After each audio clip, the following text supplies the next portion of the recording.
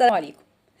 الناس اللي ما بتقدرش الوقت، الناس اللي بتعتبر ان لما الحاجة تيجي في غير وقتها او في وقت متأخر ان انت كده تبقى بتحقق حاجة، فانت كده غلطان للأسف. ليه بقى؟ الحاجة لو ما كانتش بتيجي في وقتها بتبقى ملهاش اي 30 لازمة.